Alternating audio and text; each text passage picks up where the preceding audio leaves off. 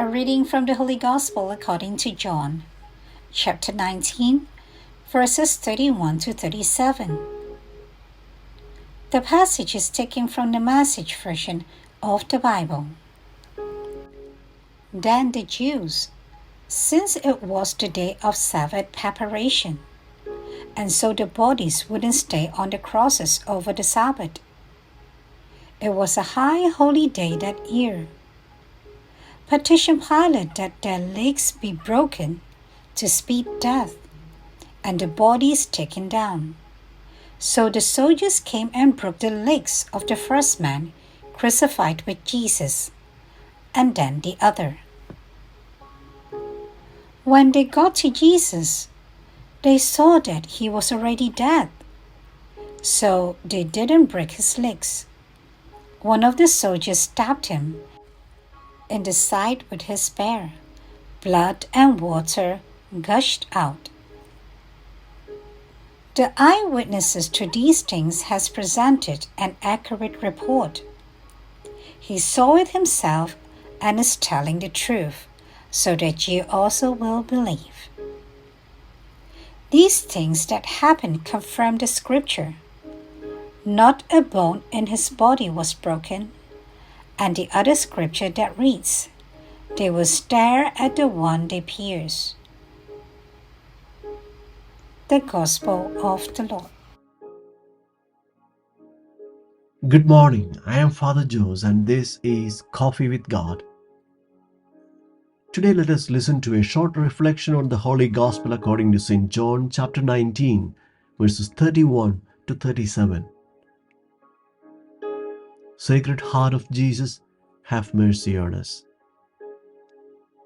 The devotion to the Sacred Heart, with its ancient origins, gained significant popularity in the Church, particularly in the 17th century through the efforts of a French mystic, Saint Margaret Mary Alacoque. In the year 1673, in her autobiography, she narrated the renowned 12 promises of the Sacred Heart, which led to the pious practice of the 9 first Fridays of the month. It is through her advocacy that the Feast of the Sacred Heart, a significant event in the Christian calendar, was established.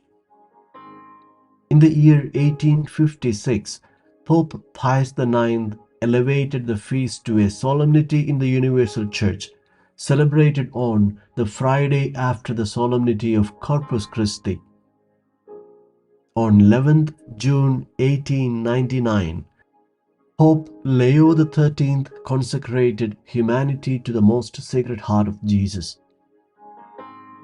In today's Gospel, the evangelist narrates the scene of Jesus' death on the cross, stating, "But one soldier thrust his lance into his side, and immediately blood and water flowed out."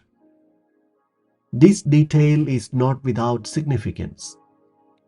The Greek word used by the evangelist to describe the act of opening the side of Christ is the same word used by the author of the Genesis to describe the act of God opening the side of Adam to create a partner for him. From the very first chapter, John presents his gospel as a retelling of a new Genesis, a new creation, mirroring the creation story of the book of Genesis. The blood and water flowing from Jesus' side symbolize the birth of a new spiritual creation. Blood is the symbol of the Eucharist, and water symbolizes baptism. Through the sacraments of baptism and the Eucharist flowing from the broken heart of Jesus, he creates his church. We, the new creation of Jesus, have our origins in the wounded yet compassionate heart of Jesus. Sacred Heart of Jesus, have mercy on us.